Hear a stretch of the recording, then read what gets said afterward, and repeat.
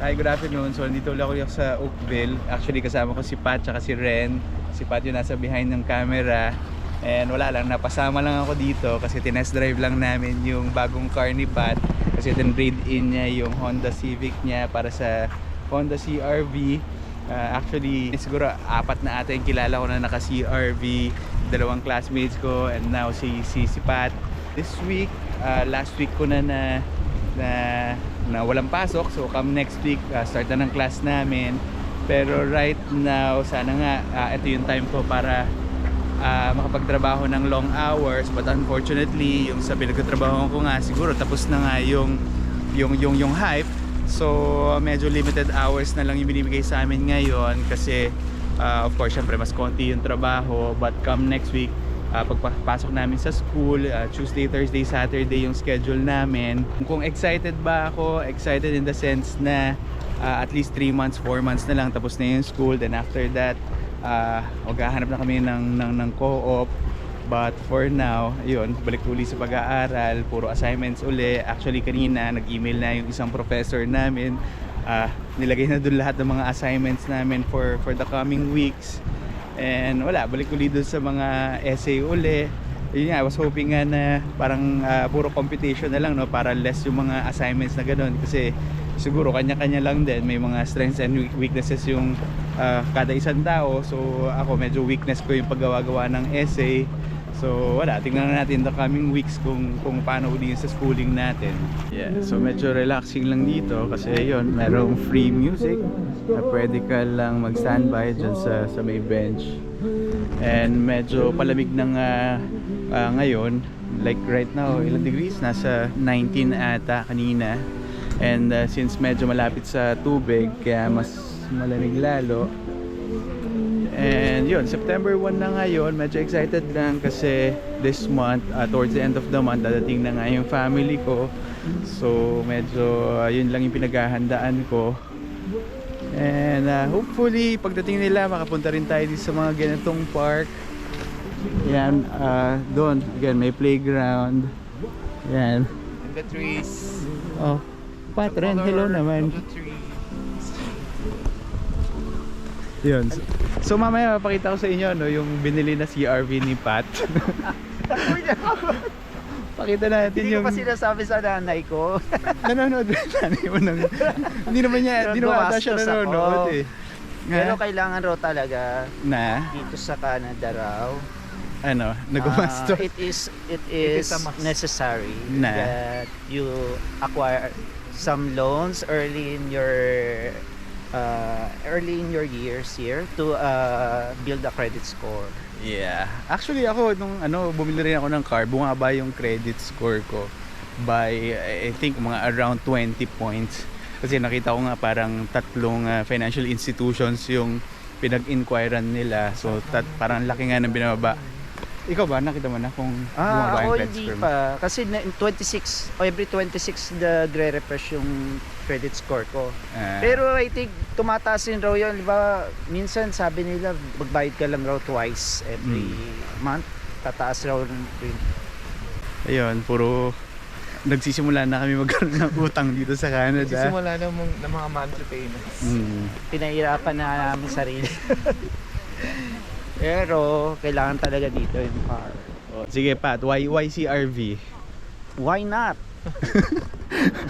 Hindi, parang CR-V kasi... has it all and it's a safe, I think it's Honda as a general is a safe investment because it retains the value of your car the highest when you want to resell it or trade it to another car. Hindi, kasi diba dun sa video ko nga before na about dun sa kotse ko, para marami nag-comment na maraming, kumbaga yun yung madalas na kawin. So okay lang naman. It's up to you naman eh, kasi kailangan mo rin alaga. Ang mindset mo dapat hindi safe yung car mo, kaya you have to invest in security gadgets para ma-deter yung theft, di ba? At saka para rin hindi tumaas yung insurance charges mo. Kasi ako, simula nung binili ko yung sasakyan, wala pa akong ginagawa doon, hindi pa ako bumibili ng anything like parang for security purpose. Like, pero si ikaw, Pat, bumili ka na, di ba, sa mo sa Temu? Oo, sa Ano yung binili mo? Yung mga lock at saka panlinis, ganyan. Yeah, actually ako bumili rin ako ng nung panlinis, yung pamunas. Kaya lang parang dumating sa akin, sobrang low quality na parang tissue paper na lang siya, sobrang nipis. Pero Baka tissue paper Ha? na binili mo. Microfiber dapat. hindi, supposed to be microfiber nga yun based dun sa advertisement, pero sobrang nipis nung dumating. It's a good car. Honda is a good car. Kaya yun na rin ayoko na rin mag-experiment masyado sa iba. Gusto ko Saka yung reliable. gusto ko yung very reliable na Mm. car like Toyota, yung Honda. Hindi kayo titirin.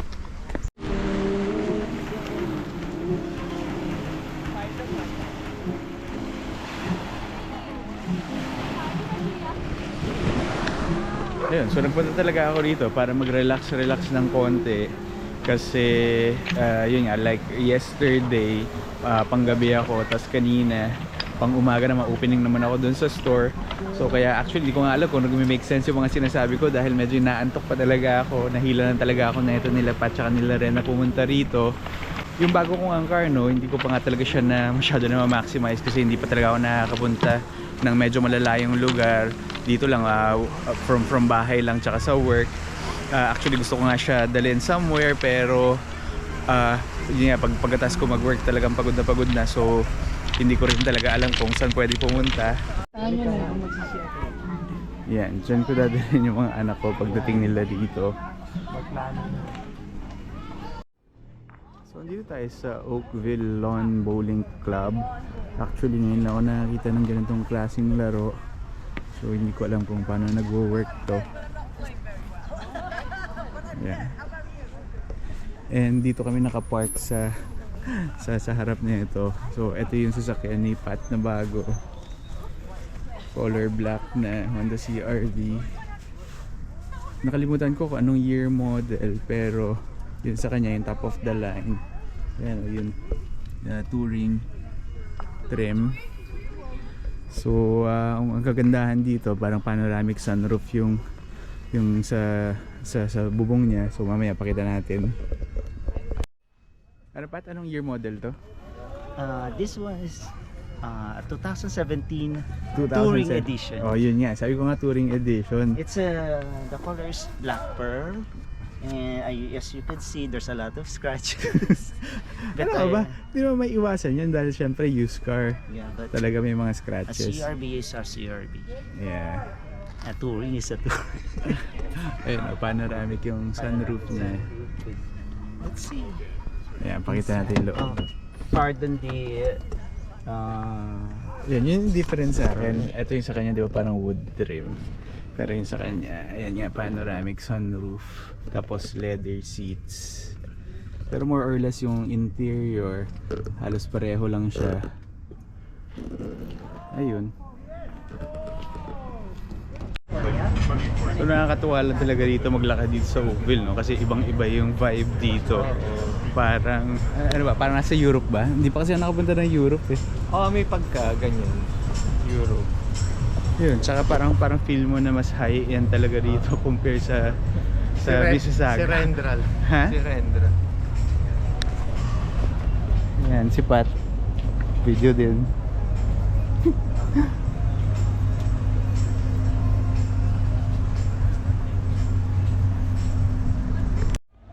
Yan, before, dyan kami kumain ng sausage. Kaya lang sarado na, no? Bakit sarado? Kasi no last time din sarado to pati nung nagpunta tayo eh. Tawid muna tayo. Yan. Ang ganda ng mga sasakyan, mga sports car. It's a good way. Yeah. Sarado nga siya. Sarado na? Baka sarado na siya talaga kasi no last time nandito tayo sarado.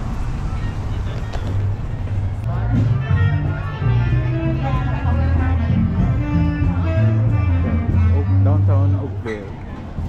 Daming tao rito. Pero hindi ko alam meron. May concert.